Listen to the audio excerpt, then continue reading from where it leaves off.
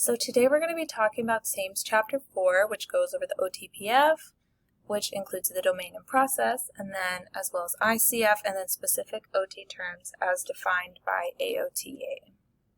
So what is the ICF and why does it relate to who? So first we have to start off with who is who.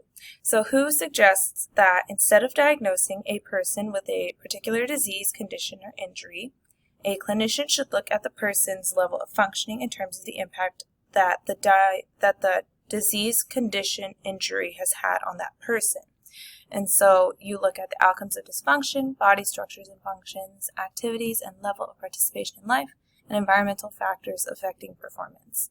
And so ICF is the WHO framework that standardizes terminology that is used in health professions around the world. And so they go with this numerical coding system, and it looks at those 5 aspects here.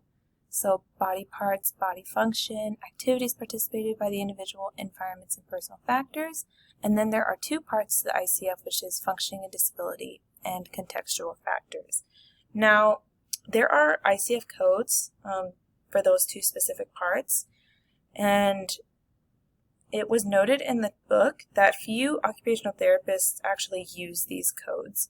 However, it is important to know about this stuff because AOTA used the ICF during the development of the OTPF, and so we know that the OTPF outlines our scope of practice and what we are able to work on with our clients. So the first part of the OTPF is the domain. So this outlines the areas in which OTs have a knowledge of expertise, and this outlined aspects of the domain support engagement, participation, and health. So the first one that we're going to be looking at is occupations. So occupations are referred to as the daily life activities in which people engage, and these occur in context and are influenced by the interplay of the different factors that you see here, such as client factors, performance skills, and performance patterns. And then they take place in the context and environment, which is why all of this is important and included in the domain. So the first part of occupations is, well, what are they? So we have ADLs, IADLs, work, education, leisure, social participation, rest, sleep, and play. And so how we choose to work on this is decided in conjunction with the client, because the client's perspective on how an occupation is categorized depends specifically on their needs and interests as well as the context. And so next is client factors. And so these are the specific characteristics or beliefs that reside within the person and influence their performance in occupations. And this consists of body structures, body functions, values, beliefs, and spirituality. And then after that, we have performance skills, which breaks down into processing skills, motor skills, and social interaction skills. And these performance skills are goal-directed actions that are observable as small units of engagement in daily life occupations. And they are learned and developed over time and are situated in specific contexts and environments. And so performance skills are important because these are the client's demonstrated abilities, which is why it's important to note them. Next, we have performance patterns, and these are the habits, routines, roles, and rituals that are used in the process of engaging in occupations or activities, and these can either support or hinder their occupational performance. And last but not least, we have context and environment, and so this is actually where engagement and participation in occupation takes place. And so the first one is the physical environment, and so this is the natural or built or surroundings of the area in which daily life occupations occur. And again, these can either support or present barriers to participation in meaningful occupations. And then next we have social, and this consists of the presence of relationships with and expectations of persons, groups, and populations with whom that client has contact.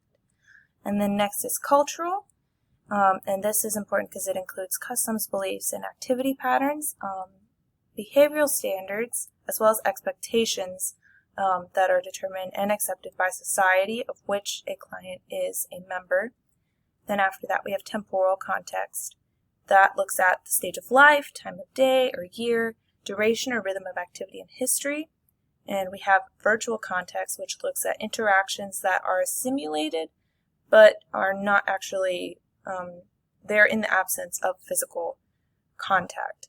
And then we have personal, which looks at age, gender, SES, things that are specifically related to that individual in particular. It is important to note that there are different types of service delivery models, such as where the occupational therapist provides services.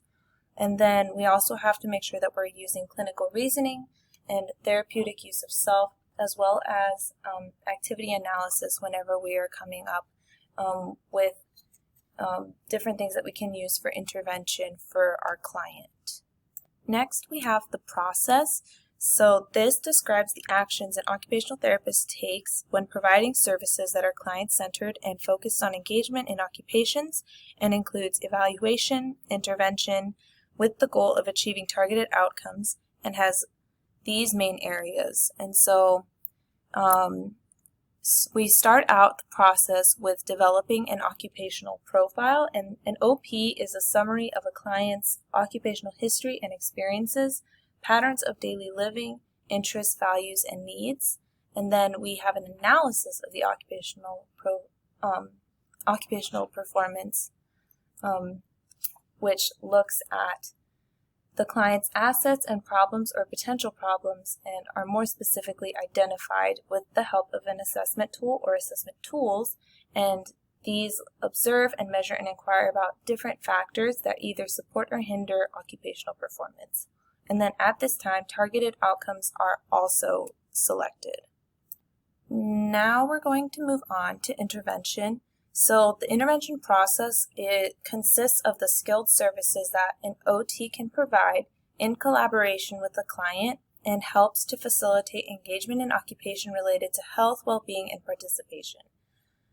And so intervention is provided to assist clients in reaching a state of physical, mental, and social well-being by identifying and realizing aspirations and satisfying needs, and changing or coping with the environment. So this intervention process is divided into 3 steps. So the first one is the intervention plan, right here. And so this directs the actions of the occupational therapist, and it describes selected occupational therapy approaches and types of interventions can be used in reaching the client's identified outcomes. And so this starts with developing a plan that has objective and measurable goals and related timeframes. And then it also has approaches such as creating or promoting, establishing, restoring, maintaining, modifying, and preventing. And then there also is a method for service delivery, which looks at the intervention, the types of interventions, and service delivery models that are used. And then next, we also have to look at potential discharge needs and plans, which starts from the beginning, and then make recommendations or referrals to other professionals as needed. So next is intervention implementation. And so this is the process of putting the intervention plan into action. And so you do this by the following. So you can determine and carry out occupational therapy intervention by using therapeutic use of occupations and activities, preparatory methods, education and training, advocacy, and group interventions. You can also monitor a client's response to specific interventions by making sure that you're having ongoing evaluations and reevaluations to make sure that the client is progressing towards their goals. And then last is intervention review. And so this is the continuous process of reevaluating the intervention plan, making sure that it is being delivered effectively and it is progressing towards outcomes. And so this includes these steps. So you have to reevaluate the plan and how it's implemented, and then you need to make modifications as needed. And then you also need to determine if services should be continued or discontinued, or if there should be a referral to another service. So next is targeting outcomes. And so these are the end result of occupational therapy process. And these are directly related to interventions that have been provided by the occupational therapist and to the occupations, client factors, performance skills, everything that was targeted from the domain. And so the end result can be any of these 8 here. And so this is occupational performance, well-being, prevention, occupational justice, health and wellness, participation, quality of life, and role competence. And then last but not least, the chapter touched on specific terms that were used by occupational therapists as defined by AOTA, and so these are of course important to know. And so the first one is assessment, and so these of course are our tools or instruments that we use during the evaluation process, which was touched on earlier.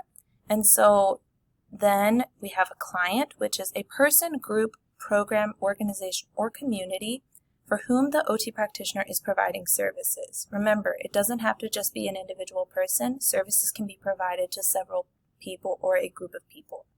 And then next is evaluation.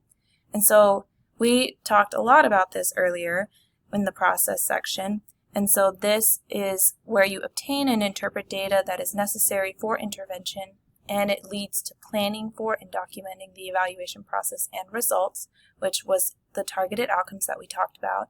And then screening. So this is important because in order to have somebody qualify for occupational therapy services, you need to screen them and see if they actually need our services in the first place. And so screening is obtaining and reviewing data relevant to a potential client to determine the need for further evaluation and intervention. So you can screen them and then decide whether or not if they need services. And then if they do, then you have the Otpf, which can help guide you and come up with a great intervention so that way they are able to reach their targeted outcomes.